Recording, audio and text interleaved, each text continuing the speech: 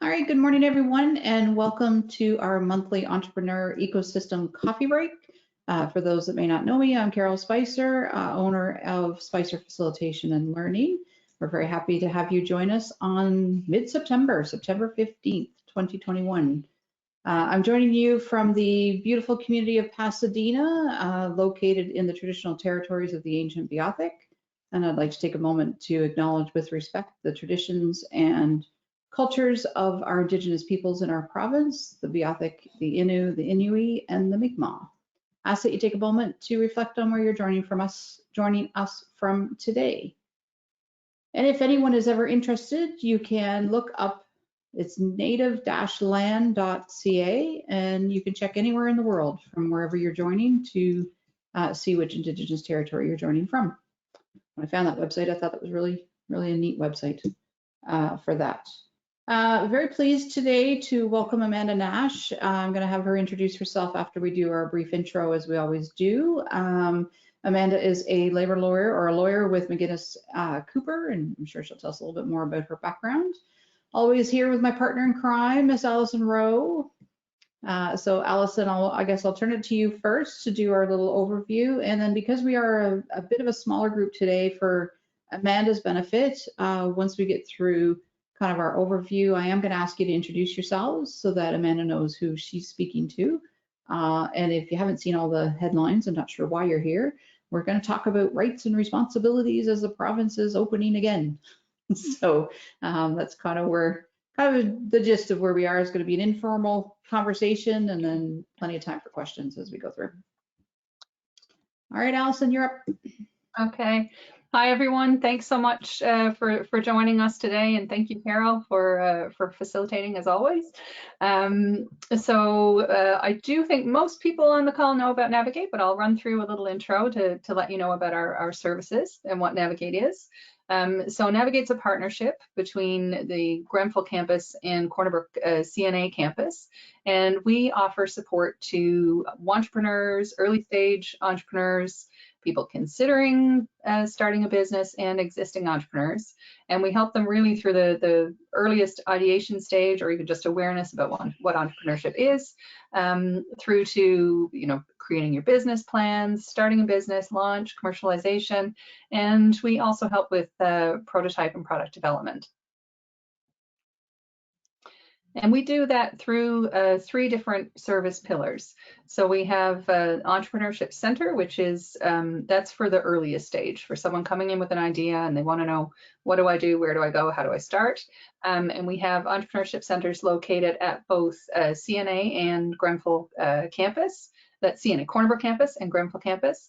And so we serve students and, again, the general public throughout Western Newfoundland. Within the Entrepreneurship Center at CNA campus, we also have a business incubator with 3 offices that are available for new companies that they can apply to set up their business in, and we have a co-working space as well.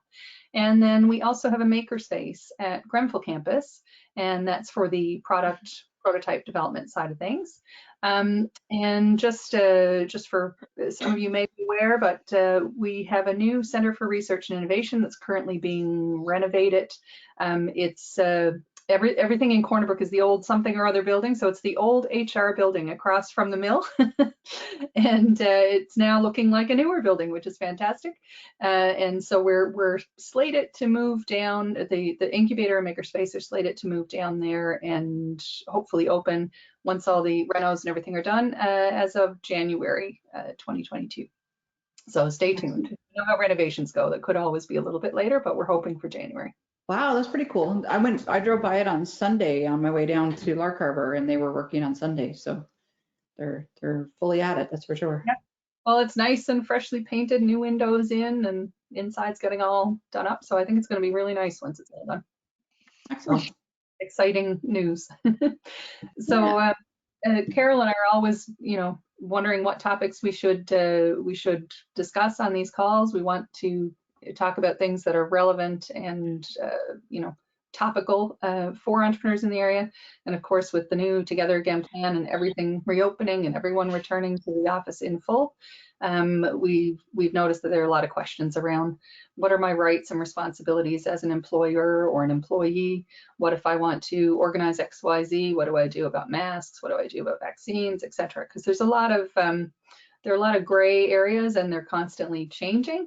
So we thought, who better to help us discuss those topics than a lawyer, and Amanda is going to be here today to speak to us on that. Excellent, thank you.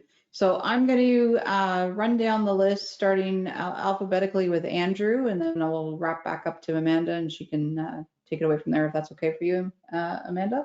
So if you could do an intro for her, let her know your role, well, who you are in your role, and where you're located. So just to give you an idea, Amanda, that it's not just all, we're kind of spread out on the virtual. So we do have a couple corners of the coast covered here. So Andrew, I'll start with you. Okay. Hi, Amanda, and anyone else that I haven't met before. My name is Andrew Hibbets, and I'm an Economic and Tourism Development Officer with REDE TNL, and that's RDEE-TNL. It's an acronym for a French name. We are a bilingual economic development organization, and our head office is in St. John's. And we have an office currently in mainland and hopefully soon in Stephenville. And we also have an office in Lab City. So that's just a little snapshot, I guess, but we basically, our organization, our lines of business relate to tourism, immigration, entrepreneurship, and employability. Okay. And are you hearing anything, Andrew, from your clients about this kind of topic, and what do they do, and where do they go? Yeah, I mean, I think everyone, including myself, questions how to go about these. Anytime that there's talk of an in-person meeting, I always take a moment and I kind of question, how do we do this correctly? And I know even from my own experience, I organized an in-person meeting last spring, I think it was, and trying to find information online, but also trying to contact public health. It was challenging to really get a solid answer on what we were permitted to do and what we weren't.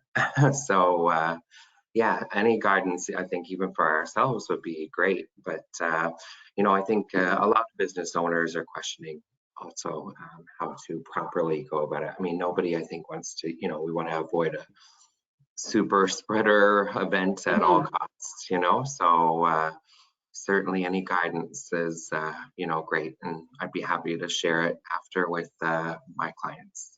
Excellent, great, thank you. Brent, you're up to you, and then Chad will give you a heads up when it's your turn. Good morning, everyone. My name is Brent Decker. I'm an Economic Development Officer with the Department of Industry, Energy, and Technology. Sorry, the department name changes. It's been a while since I said that out loud. So the Department of IET, provincial government, long and short of it. So normally I'm based in Corner Brook, and as Carol pointed out, I'm still in my basement for the next couple of days. We are back in the office as of Monday, which, I guess, timely discussion. What's all that mean now that we're back in the office in terms of engaging with clients and meetings and all that kind of stuff? When can I go to a buffet again? And what's coming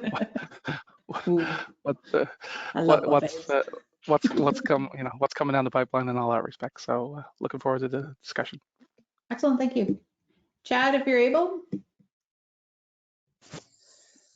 Hi, yes, Chad Willis. I have a farm that I'm starting in Rebel Roots. It's an organic farm. Going to be a variety of different vegetables. I'm just getting in the entrepreneur, I guess, ecosystem here to learn little bits that I can and be involved and, make connections, all that stuff. Mm-hmm. And where are you going to be located, Chad? Where's your farm going to be? Oh, yeah, the farm is in Meadows, but the goal is to sell to the Western Food Hub, the restaurants around, probably do some CSAs, so boxes of vegetables that I'll drop off to people. But this is going to take place next year is when I'm going full swing with it. And I've been working on it for a couple of years now, but it's time to take the leap and hopefully land in water. There you go. Something soft and squishy. That's right. Yeah, so that's it. Excellent. Well, so we're so happy, and you totally inspire me. He's out getting all his steps and learning at the same time. Thanks so much for joining us. Edwina, up to you, and then Kelly. Hi, good morning. Good morning, Amanda and the rest of the group. Edwina Bateman. I'm located in Port Bass. I'm the owner of Avail. I was just going to say HR services, but I just actually revised everything and rebooted and pivoted and did everything new, rebranded since COVID. So it is now Avail Training Solutions.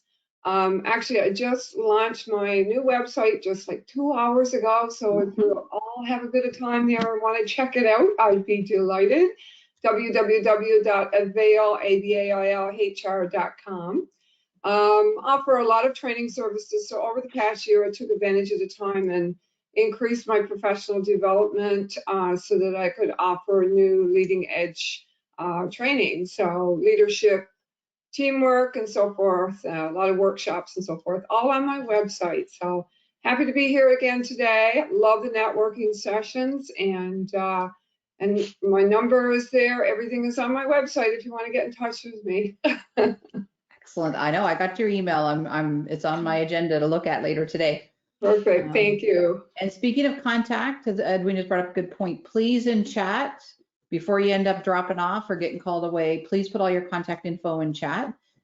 Because as always, we send out a follow-up email to those of you that attended, obviously, but we also send it to people who've registered that, showed interest in the event and may not have been able to attend. So your information does go out to them as well. So feel free to pop that over in chat, and we'll do that in our wrap-up email. Plus, it goes out in our monthly newsletter as well. We do a recap of the different events, so you get a chance to be, promote your business and be exposed to a broader audience as well. Absolutely. And Mademoiselle Kelly, bienvenue.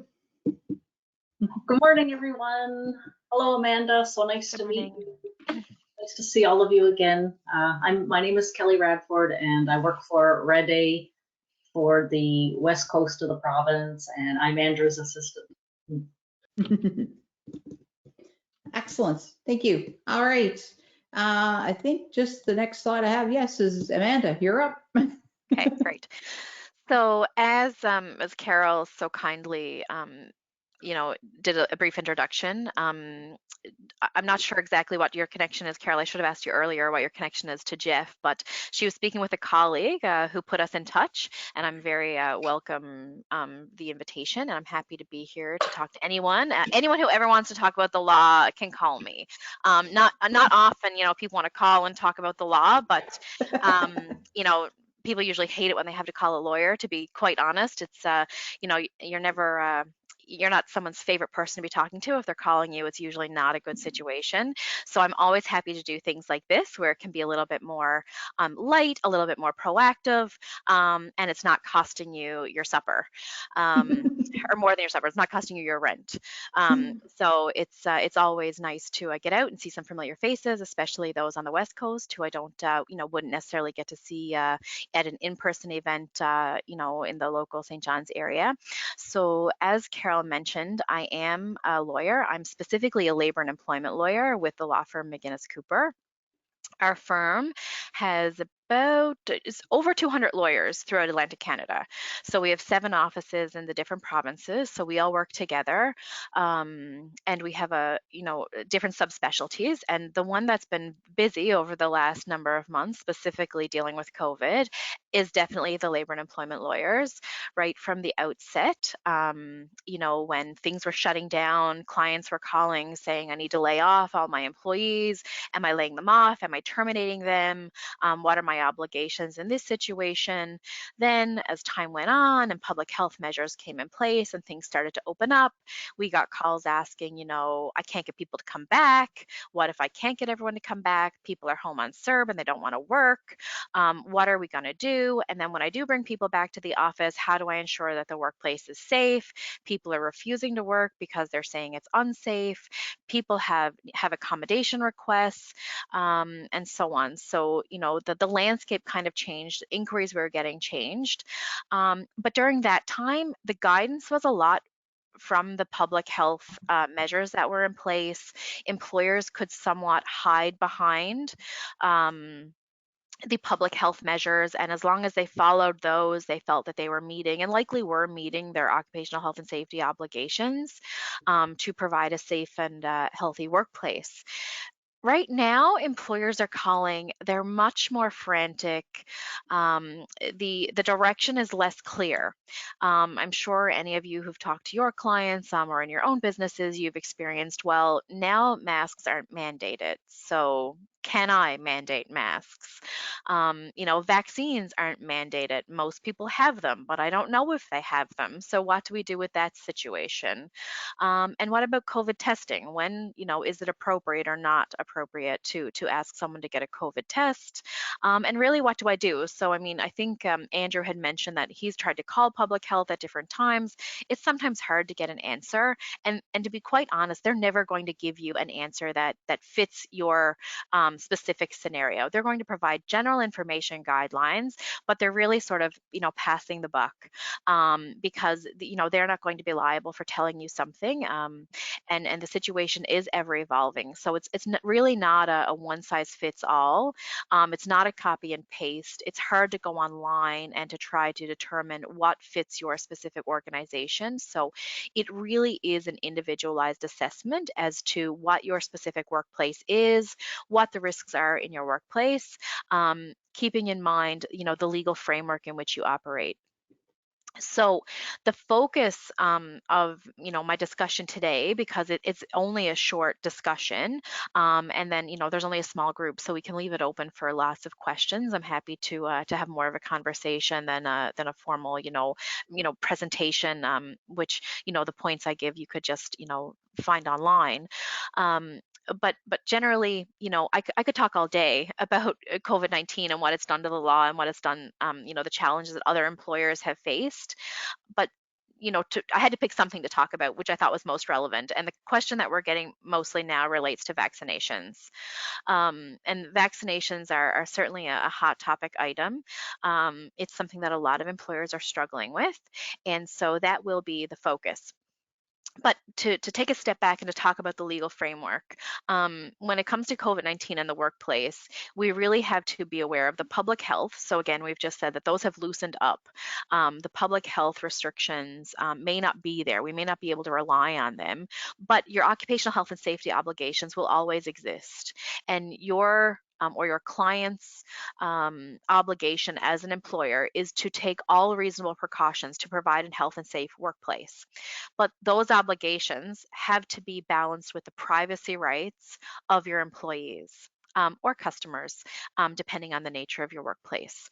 So when it comes to vaccines, the biggest question we get is, can I require employees to disclose their vaccination status or to require them to have a vaccination as a condition of employment?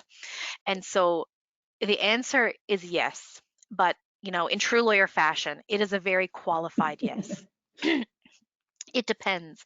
It depends on the nature of your workplace. It depends whether it would be deemed reasonable in your workplace. The biggest challenge we're seeing to the mandatory and mandatory vaccines, if anyone wasn't watching their computer, I'll do it again, mandatory vaccines, because mandatory also in true lawyer fashion is going to be a qualified mandatory vaccination. But in any case, whether you can require the vaccine is going to depend on your workplace. So would it be reasonable? as a lawyer, when we get that call, it's okay, well, what do you do? Why do you think it's necessary since you've just operated for the last 18 months without vaccinations and presumably have fared relatively well? So why is it now that vaccines are necessary? Well, the first answer is, well, because the public health measures aren't necessarily there. Um, and we need to do something, and why not do it? So a lot of employers, when they call and say I want a vaccine policy, I'm saying, okay, well, can you do other things that would maintain the status quo? Can you maintain things that would keep your workplace health and safety without the vaccination? Now, you may have seen recently that the federal government has stated that for the federal public service, they will mandate vaccines, and they hope that federally regulated employers will follow suit. A lot of you have a connection to the universities and educational institutions. A lot of them have also followed suit and are saying that they require vaccinations. In order to do so, you have to have a vaccination policy. So you cannot require that an employee be vaccinated or to produce their vaccination status without a written and clearly communicated vaccination policy. So that's one side of it. I'm just going to pause there to talk about whether it's reasonable. If you're in a unionized workplace, you can almost be certain that your vaccination policy is going to be challenged by the union as to whether it's reasonable or not. Individuals or non-unionized workplaces, you may get individual challenges, but it's less likely that it's going to go to an adjudication where in the unionized context, a grievance would be filed. And you would be more likely to get a decision. Right now, where I don't want to say that, we're not sure what's going to happen. We can't guarantee that your policy or even a policy that you call us up and that we help you draft is going to be upheld, because the law changes so fast, and because litigation around COVID-19 in the workplace, these challenges as they are unfolding haven't made their way through the courts yet. We don't have a significant body of case law to say what has been upheld as reasonable or what is found to be not reasonable. So as lawyers, we've been looking at analogous case law and really doing a balancing of interests. Balancing the obligations from an employer's occupational health and safety requirements with the employee's privacy rights. And when we do a balancing of interest analysis, we can fairly certain, give a pretty good idea at least as to whether a vaccination policy would be upheld in your workplace. Where we see that they are more likely to be reasonable is in any workspace that deals with vulnerable populations. So your hospitals, your home care workers, things like that would be, a vaccination policy would be, likely upheld as reasonable.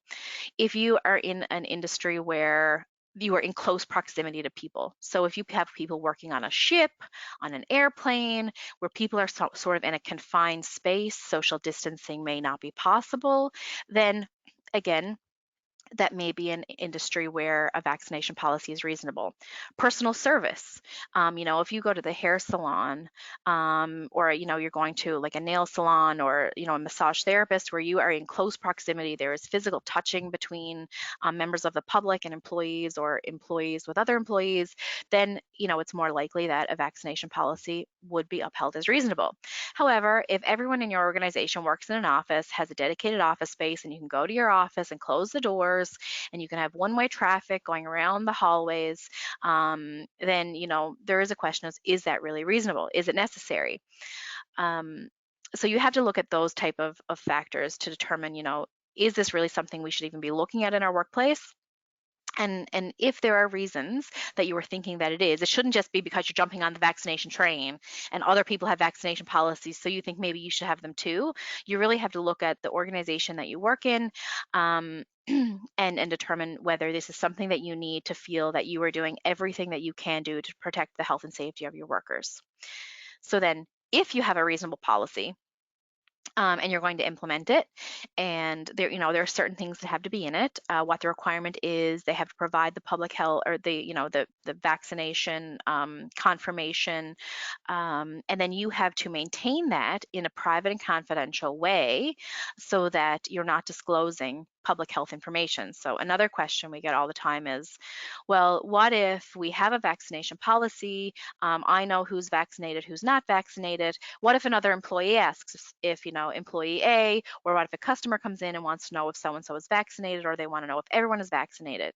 You can't disclose that information, the same as you can't disclose the reason that they have were off last week. With an illness.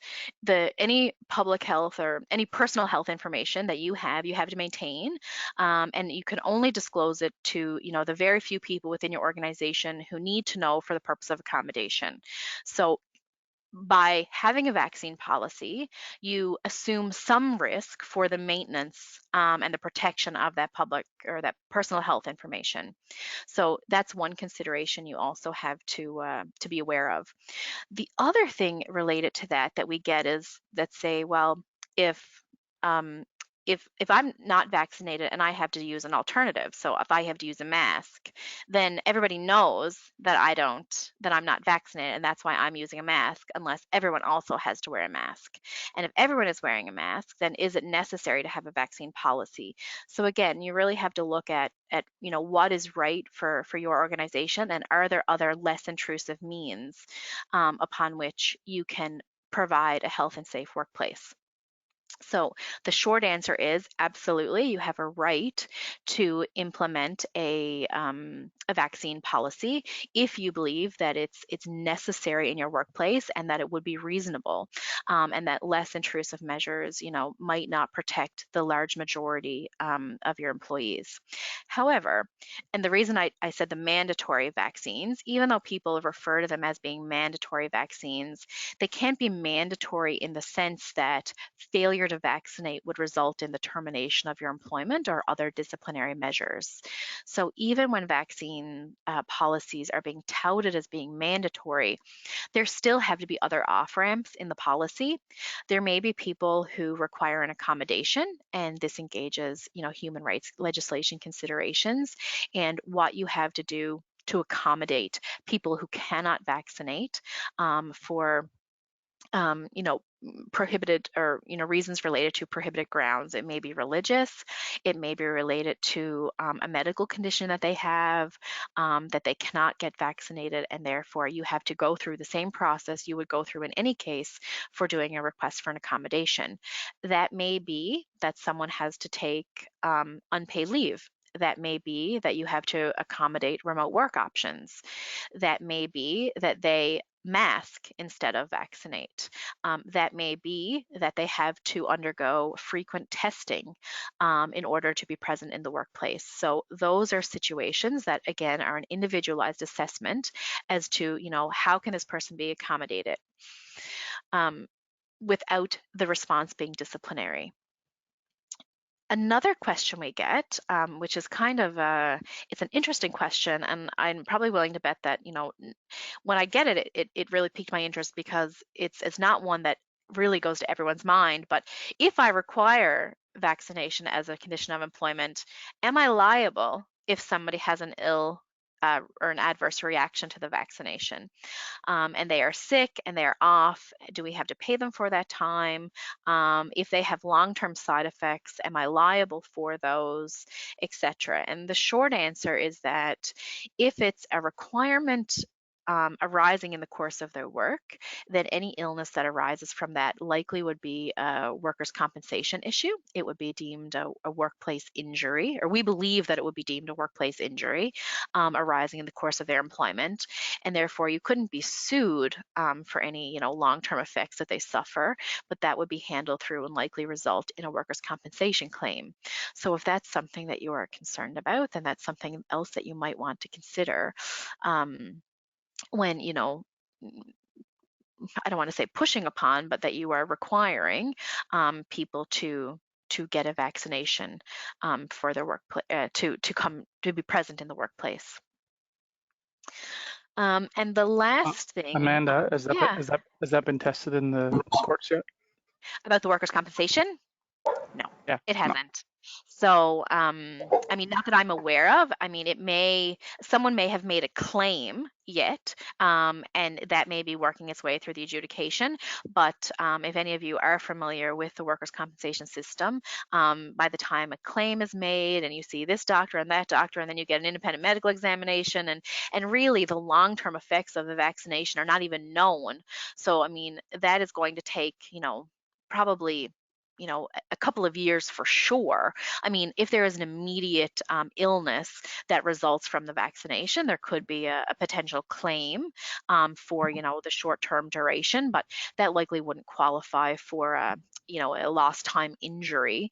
But if there are more long-term side effects, then we do anticipate that we are going to see those claims work their way through the system as we come to learn what those long-term, hopefully there are no long-term side effects of the vaccination, but if there are, then we can almost be assured that they are going to work themselves through the, all avenues of litigation, including the workplace injury system and compensation. So much of that is really, to stay tuned in that regard.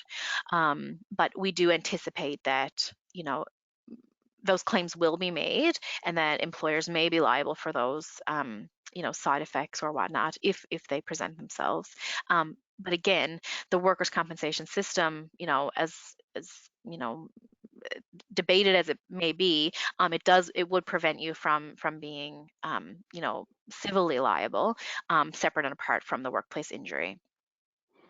Okay, thank you. Would the opposite be in effect as well if you don't have a policy and then someone contracts COVID at your workplace where you haven't provided protection, either an employee or a customer? Would there be litigation in that respect?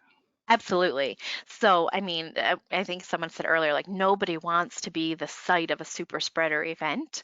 And if you are, so if like, let's say you operate a business where public, frequent, you are, liable both to your employees if they get sick in the course of their employment, no different than if there's, another communicable disease, or if you have, if there's mold in your building and you don't get the air filter system cleaned and people develop, some sort of lung disease. You are liable. Those are workers' comp issues. If there is, an outbreak of a communicable disease in your workplace and your employees contract the disease or, the infection, then you could be liable. There could be claims made through the workers' comp system. On the flip side, if you have, members of the public who are coming into the building, you could be civilly liable if there is an outbreak in your workplace or in your place of business. No different than you could be liable for slip and fall accidents in the workplace. So when it comes to, the public wanting to know and feeling comfortable when you start unlocking your doors and welcoming people back into your workplace, whether that's for, an in-person meeting or general day-to-day operations, what you want to assure the public without, outing, employee A or B as not being vaccinated is that you have certain policies and protocols in place and that you have taken all reasonable precautions and that in accordance with the policies that you've put in place, that anyone who's in your workplace has been deemed, safe to be there and that, you've taken all necessary precautions to ensure that both employees and customers can feel safe, in your organization and that they can carry out their, the purpose that they are there for. So it's about So risk mitigation as much as possible. Yeah. absolutely. And so, I mean, that's where you'll see, I mean, many businesses around still require or encourage, I mean, even though the mandatory mask public health measure has been lifted, they are still encouraged. They're certainly encouraged when social distancing can't be maintained. But everywhere you go now still has the sanitizer available at the entryway. There's still, usually a box of masks by the door. I have to say that as the pandemic has went on, that more places the sanitizer has ran empty and isn't being replenished as frequently as others. So you still want to keep up on those type of things, but you're certainly within your rights to request that people wear a mask. And just the same as you did when they were mandatory, if someone doesn't want to wear a mask, then they have, their right to not wear a mask is subject to the same human rights accommodation that existed previously. And, while some stores have kind of probably not offered as much curbside service as they did previously, it's something that they likely wouldn't want to abandon, going forward until they can be sure that the workplace is safe, and that those alternatives, the curbside pickup, the by appointment only service, can accommodate people who don't want to, wear the mask, or who, if you're unsure of their vaccination status, and still protect, you can control the environment more. So, even though those public health measures are limited, I would say that, for the long haul, I don't know what, back in 2020, March 2020, when I would say in the long haul, I thought this would be the long haul by now. Everyone hoped that it would be over by now and that things would be getting back to, a semblance of, what life was like at the end of 2019. But I really think that this is a more of a long haul, as it, relates to employers, just because employers have to balance that risk. And it's so even if it's not necessary, or not mandatory, the employers are going to do it just to be safe. So before we, break into a much larger discussion, on any questions anyone may have, we kind of touched on them a little bit, but the last real point that I wanted to make is, what are the alternatives to what things, if a vaccination policy is not right for us, or if we have a vaccination policy, and someone requires an accommodation, what are other employers doing that may be reasonable that we could consider in our workplace? And those definitely are the mandatory testing, or the mandatory masking. Again, those mandatory are mandatory in the context of mandatory if you do not have, a reason that you need to be accommodated, and then there needs to be off ramps, in your policies, for those, the same as with the vaccination policy. So when it comes to testing, testing is still an invasive procedure. And if anyone who's ever had the COVID test, done, I would say it's probably, in my opinion, more invasive than a vaccination. I'd rather get a needle in the arm than that swab, in your nose any day.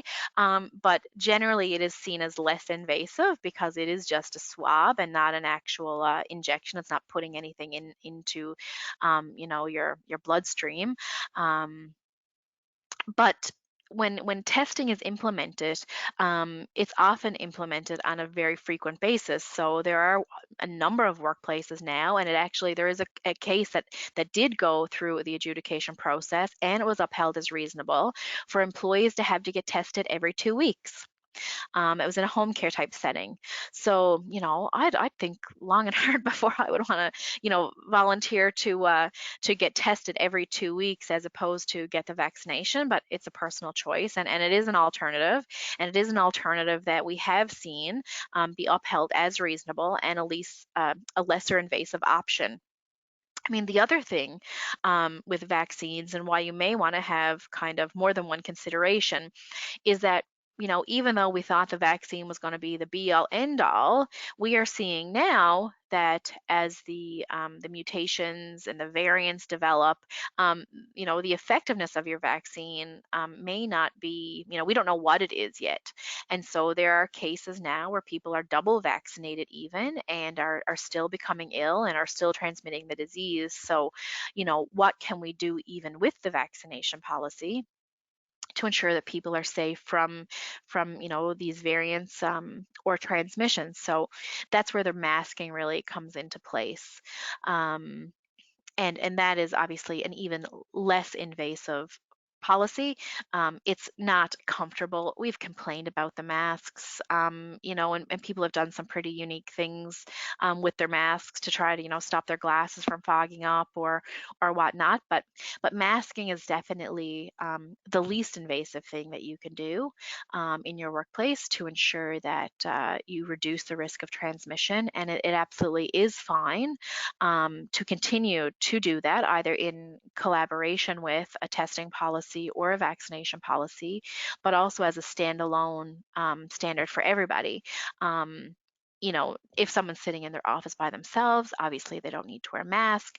But if you work in a workplace where you are serving the public and you cannot maintain that 6 feet, then absolutely you would want to use that as an alternative to a vaccination or testing policy, but maybe something you want to consider just for everybody until we know more. And that's really, where I am right now. It's I'm kind of like a better safe than sorry. And we used to say that these policies needed to be in place until herd immunity was established. But as time went on, we realized there is a big question about when or if herd immunity will be established, and what we do from here.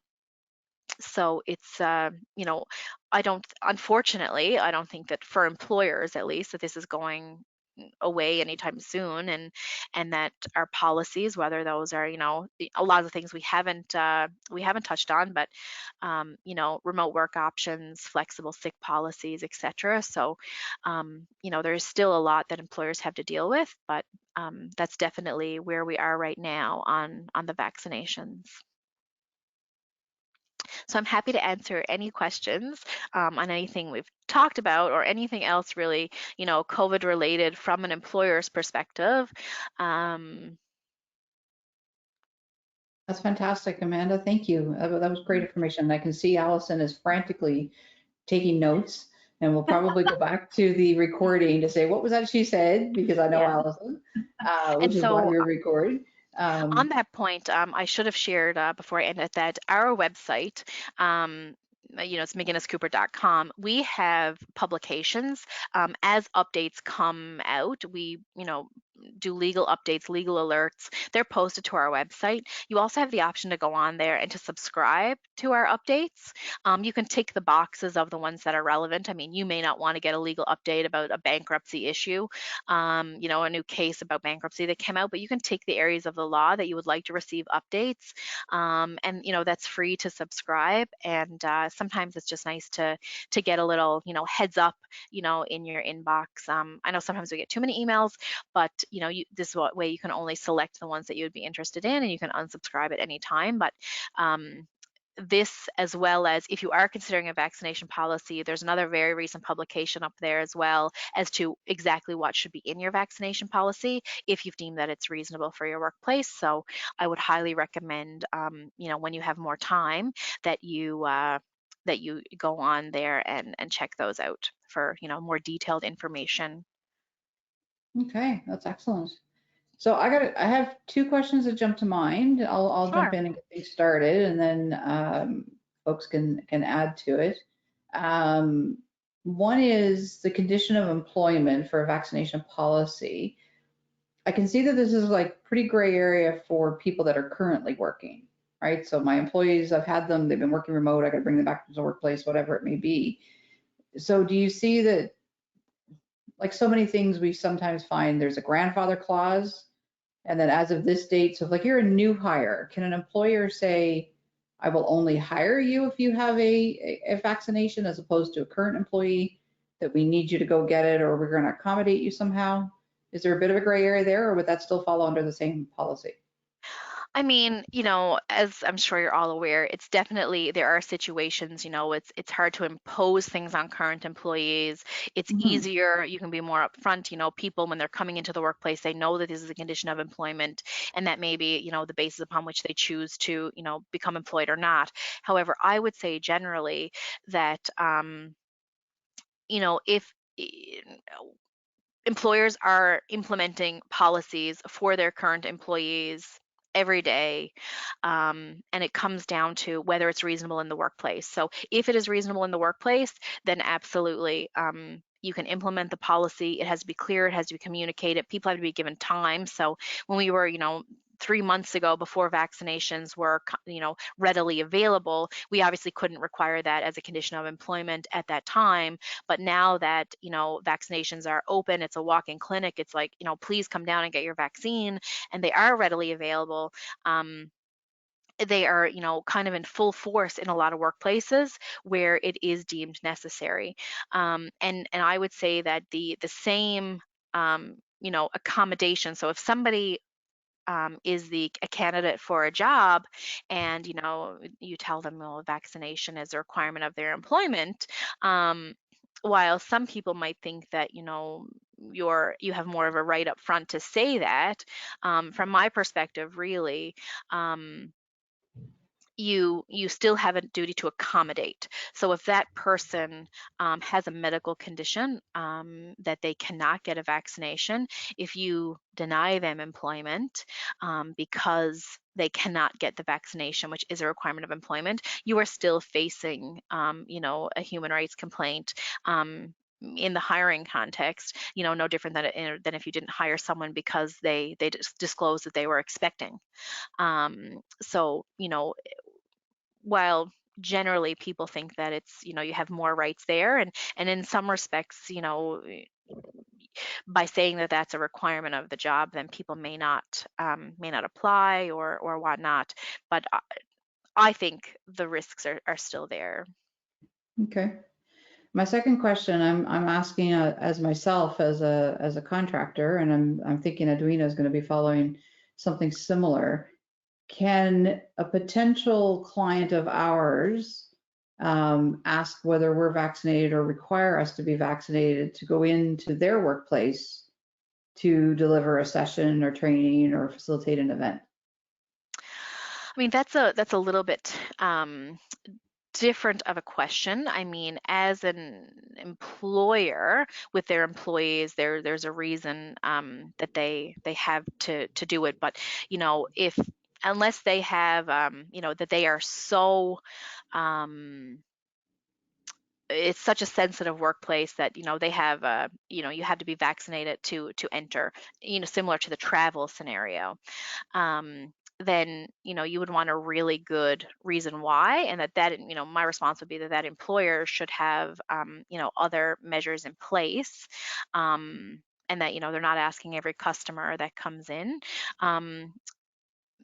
But I think that really depends on the nature of your facilitation. If you're doing first aid training, then maybe that might warrant showing proof of vaccination more so than if you were doing training from a social distance behind a podium type scenario. So they are really fact specific, but Okay.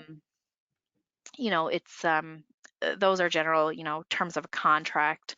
Now if you were denied a contract because you didn't disclose that, then you could potentially have a claim that you were denied an opportunity, but those are very fact specific. Okay. Excellent. Gets me thinking. I mean, I'm vaccinated, so it's a moot point for me as an individual, but I'm kind of thinking of, to Andrew's points, things are starting to open a little bit. You're going into in person.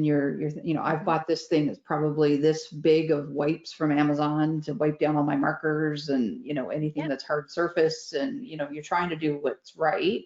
But I was just starting to think about these people that are hiring me. Like, I'm not their employee, but temporarily I am, I guess, under a contract. So Yeah. I just wondered where that would fall. Thank you. Unfortunately, I think it's going to become one of these situations where people are advertising themselves as, fully vaccinated. And the people are going to get out ahead of it because they're afraid, and there's absolutely no obligation to do that.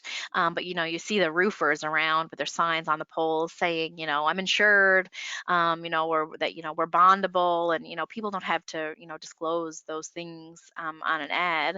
But I think that it's something that people are going to do to try to, get an edge in, and that if you're freely willing to show proof of your status, then maybe people might be more likely to contract with you, as opposed to having to maybe get in a situation where they'd like to know, but they the person may not want to disclose. So it's really unfortunate societally that people might start advertising their vaccination status, but it's maybe it's the world we live in.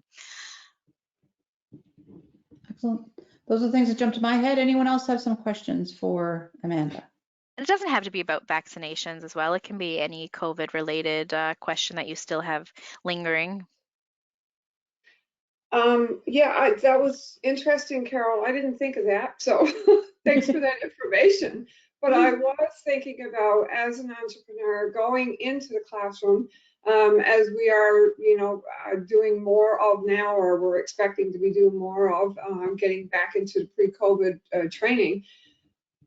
I was actually thinking about, on the policy side of it, would we be, it would be beneficial as a contractor to have a policy as well when we're doing facilitating in classroom. Should we have a policy to reduce the risk of litigation?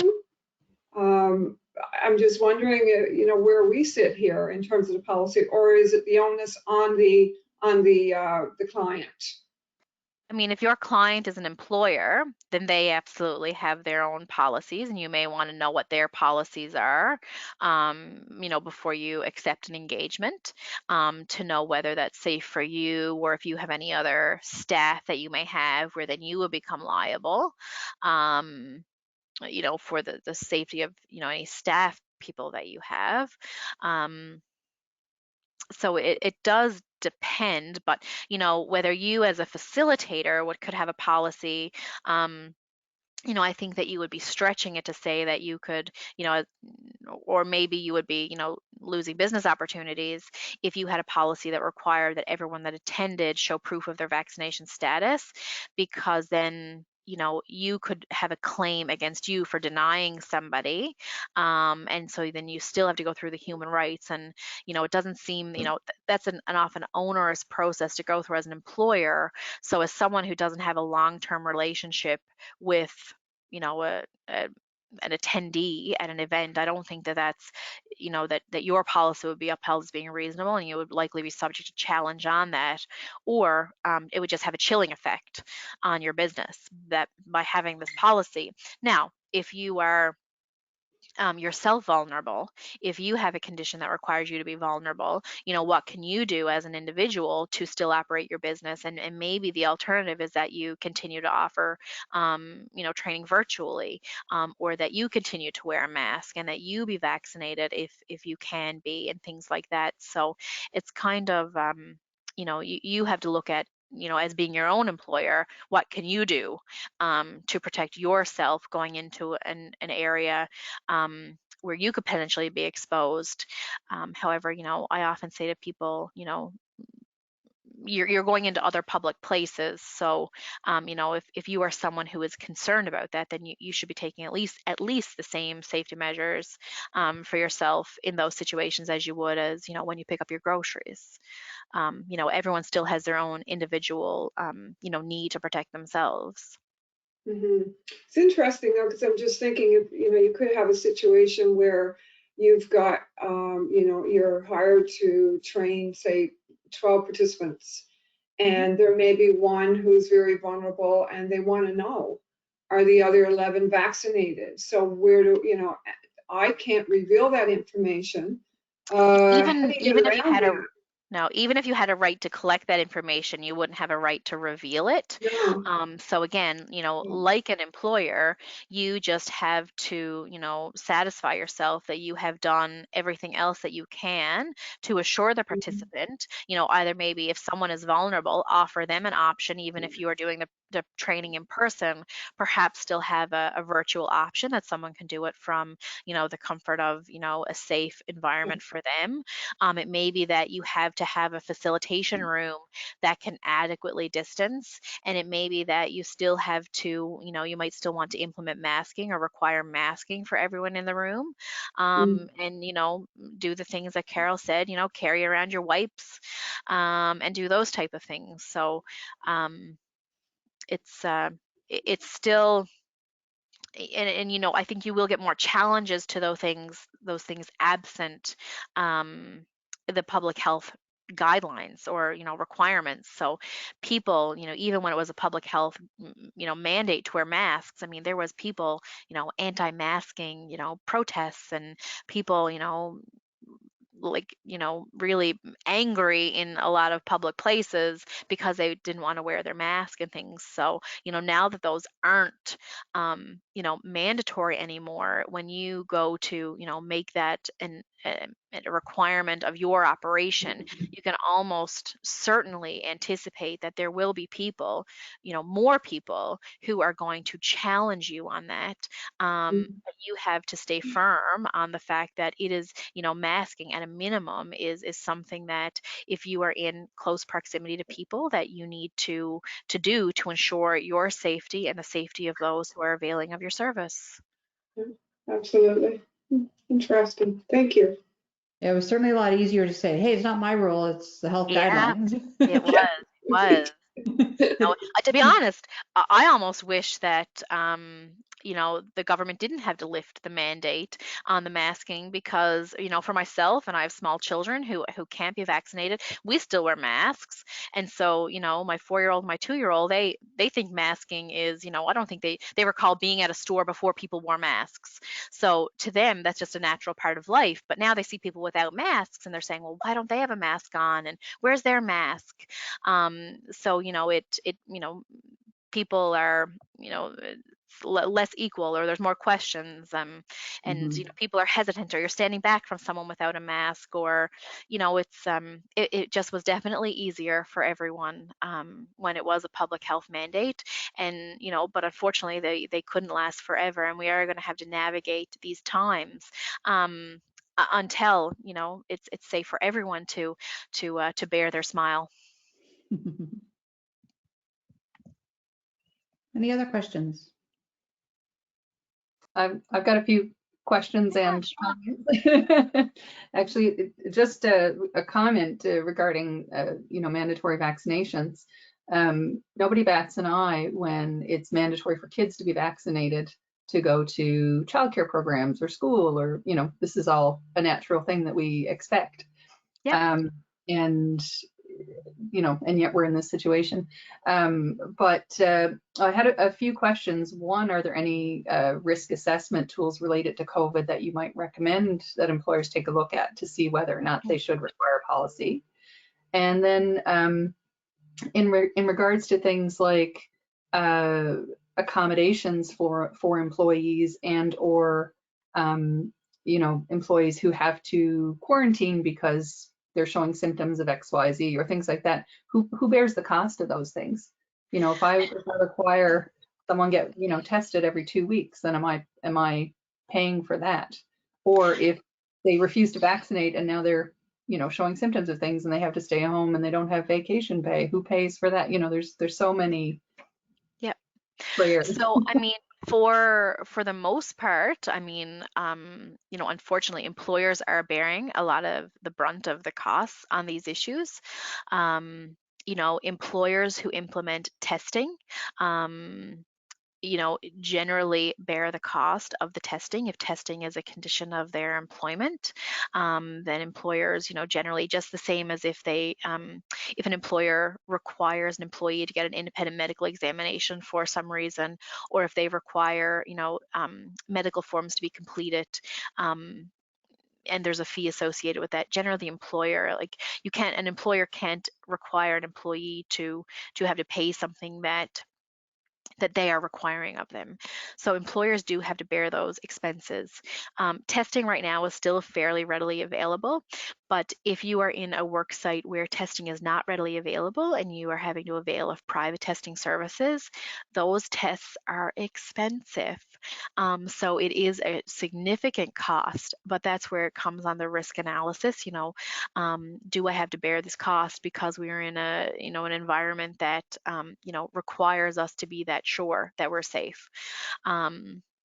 But unfortunately, yes. Now, because testing is still available in some areas, some people are able to get the public test and show that proof, and that's sufficient for now. But again, as those testing, kind of centers kind of wind up, where does that leave employers? Is there only then going to be private testing, etc.? So absolutely, there's cost considerations with this. But with respect to the accommodation, and if someone is sick and they don't have sick time, an employer doesn't have to provide paid time off for an employee to avail of that. However, in saying that, when it comes to vaccines, a lot of employers are saying to encourage people to get the vaccine. We will provide you with 2 hours or 4 hours or the day to go get your vaccine in order to encourage people to go do that vaccine. With the sick days, some employers, even though they may not have paid sick leave, when it comes to what does your flexible sick policy look like, we don't want people to come in when they are sick. We're encouraging them to stay home. A lot of this has to do with the honor system, because employees cannot just go to the doctor when they have a sniffle and get a doctor's note. They're being advised not to go to their doctor, to contact 811. So we can't even request a doctor's note. So we have to kind of believe people, or take a certain, risk that, some people may be abusing if I just call in today and I'm talking like this, then maybe I'm going to get to stay home and no one's going to question me on it. And as long as I'm not out, at the movies, no one's going to know. So there is a level of flexibility there. They do not have to be paid. However, there are a lot of employees who cannot afford to take time off. And so this was a hot topic issue previously with the government as to whether they were going to, mandate or amend labor standards legislation to provide paid sick days. That has not happened yet in this province. The obligation for sick leave under the Labor Standards Act is, 7 unpaid days. If you get a case of the sniffles, you might use up all of them in 1 week, and employees, may not necessarily be able to afford to take that off. So they may be coming back to work before they're able. I know, Allison, that you shared this morning that your child is home with the sniffles. My daughter, I was like, I'm kind of stuffed up. Is she stuffed up? I'm not sure. Do I send her? Do I keep her home? I don't want to be the parent that sends their kid to school with the sniffles and they get sent home. But yet, you don't want to keep them home unnecessarily. So there is this struggle, when are you actually sick, and can I stay home? So as I shared earlier before most of you joined, if I'm congested like Allison here today, and if I didn't have a remote work option, then I wouldn't be in the office today and I wouldn't be able to have joined you today. So I have the ability to work from home. So that might be something, if it is possible in your organization, you may want to have a work from home policy. If you work in an area where people are at a computer and they have a work from home capability, we used to tell people, take your laptop home. Even if you're based in the office, take your computer home every night in case you're sick when you wake up. You can still work. Now, does that, hinder on the work-life balance? That's a discussion for another day. It's a whole other issue there, but, there has to be accommodations. And so some people, some employers are being more flexible. And, if they really believe that someone is legitimately sick and they don't want them in the workplace, then, some employers are providing paid leave for them to be home, to ensure that they're not bringing the illness to the workplace. Now, again, if they're in a place where they can be self-contained, even if they can't work from home, if you can go lock them in their office, and they can do their work from there, then maybe you're taking enough precautions. But unfortunately, which goes back to another point that you made, is to whether are there resources that I would recommend. I mean, there is a lot of information on the internet. And one that I might have recommended last week, I might not recommend anymore. The real problem with this, and this is certainly not call a lawyer every time you have a question type of, I'm certainly not trying to sell anything, but unfortunately, it's not a one size fits all. So what I would suggest is that any of those resources you are finding on the website, even on our own website, which we try to keep as up to date as possible as the law evolves, is that you have to take the information and you have to apply it to your specific workplace. You have to look at the principles. Do we work with vulnerable populations? Do we work in close proximity to one another? Are we an isolated community where there is not, I think of the work sites in Northern Labrador where they are isolated. If someone gets sick, people live there as well. There's going to be an outbreak. That's going to be a really bad situation. So you have to look at the specific workplace that you work in, the clients you serve, you know, the nature of are you an essential service? So what our, you know, some employers have done, ours has done as well, is that they've kept some key employees. Now, again, I take it that we're a very large organization, and when you are talking about, you know, small startups, sometimes you are the finance person, you are the key person. It might be that you need to keep yourself from getting sick. And so you know, during the height of the pandemic, we had kind of like an emergency response team who we kept almost in quarantine to make sure they didn't get sick, to make sure that if some person went down, your whole organization didn't go down. And so if that means that, you know, you have to stay, you know, protect yourself more than others, and even if you don't have a vaccination policy for your whole workplace, that you are doing what you can, if you can be vaccinated and if you can mask and if you ensure that, you know, there's kind of a bubble around you to make sure that you don't get sick, then hopefully you'll be able to keep your workplace running as smoothly as possible. But it's definitely a concern. But you know, I guess the gist of that is that any resource you have is, it's an individualized assessment. The same thing with the accommodation. You know, there are roadmaps out there. You know, if someone has a request for an accommodation, you know, they have to provide proof of, you know, the necessity. You know, if they have a medical condition, they don't have to disclose to you what the medical condition is, but they have to disclose to you what their limitations are. They have to work with you to find options. They're not entitled to their, you know, the perfect accommodation. It has to be a reasonable accommodation, and they have to be cooperative in that process. But again, even the roadmap is not going to be, you know, tell you all of the answers. With each request for accommodation, the roadmap might look very different. And so, you know, you just have to look at the, you know, as a guide and try to apply it to your circumstances and what your options are. What is undue hardship in your organization may be very different than undue hardship in another organization. And so, you know, the same employee in two different workplaces may get a very different accommodation in different workplaces. And so employers shouldn't be so, you know, tough on themselves. If they can't offer something reasonably in their workplace, then you know, you can't, you know, your employee can't look at you and say, but you know, this is what they're offering over here. Well, you know, again, it's not that, and they're not entitled to, you know, the perfect accommodation. And so everyone just really has to work together and see what fits and what works in your workplace and what you're comfortable with as the employer.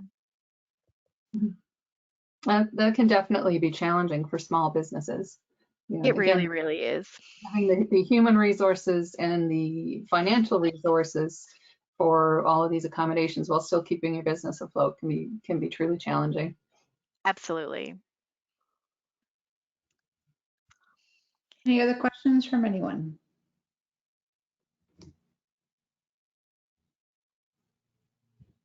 That's been fantastic, Amanda. Thank you so much.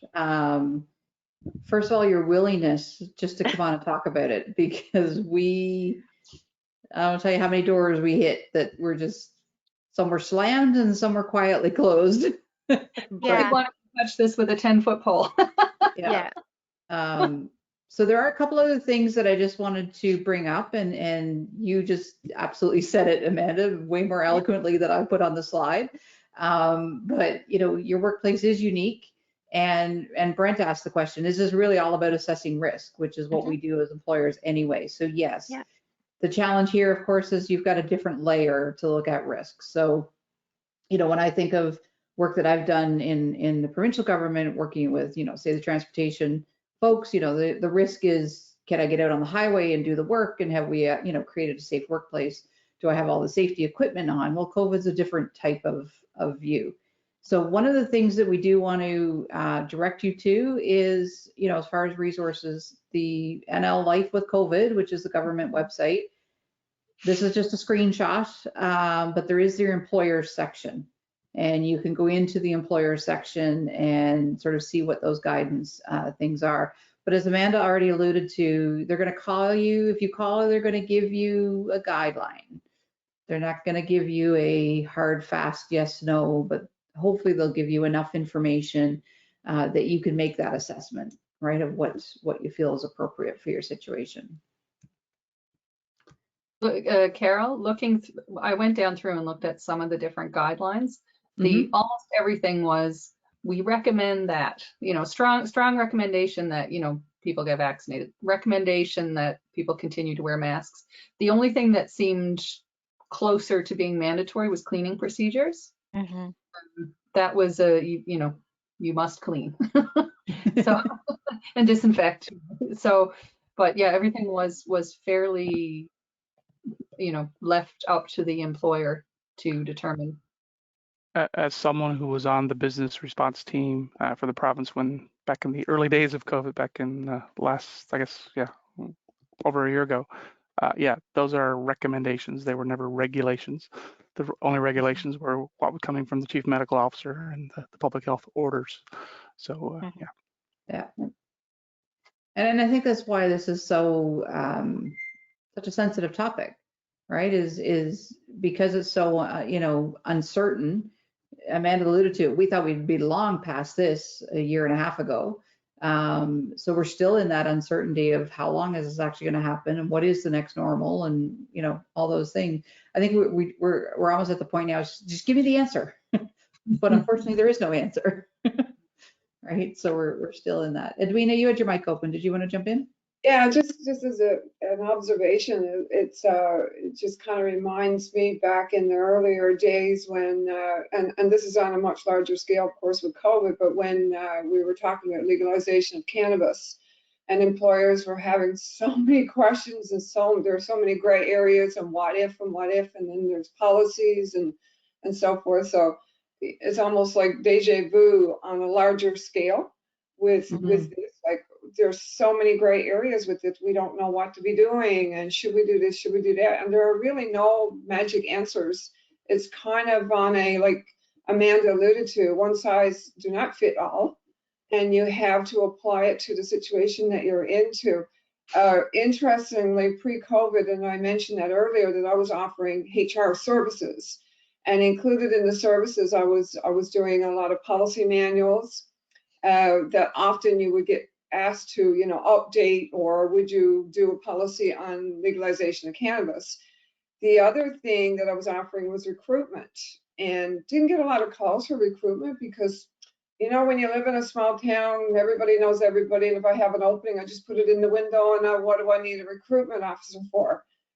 I am getting a lot of calls. Of course, since I've, pivoted my business, I'm just doing training only. Now, ironically, I'm getting a lot of my clients and a lot of calls need recruitment. So that's one big issue that have come since COVID. And of course, the other issue is about policies. Do you have a policy? Can you draft me a policy? Can you include this in my policy manual, whatever? So it's interesting how things can change, and, and businesses have so much to deal with. They have enough to deal with as it is, but it's all this uncertainty and still not having no concrete answers. And I feel bad for them because there are no answers. It's all basically just pray and trial and error, and use some good common sense here. And I think everyone's afraid of liability as well. There's that question, where does my personal responsibility start and end? Where does the employer responsibility start and end? And what's our collective responsibility? Yeah, I think absolutely. And I think for some of us, like, I think about myself, I'm a sole proprietor. I work from home. My occupational health and safety is just get up in the morning, make sure I don't trip down the hall coming to work. I'm fortunate. And I've been in the virtual space for so long, and I've continued in the virtual space. But as Andrew alluded to, I just booked a flight to St. John's. The first time I'm flying, I flew home February 2020 from Montreal, and there were masks in Montreal at that time because it was starting to come.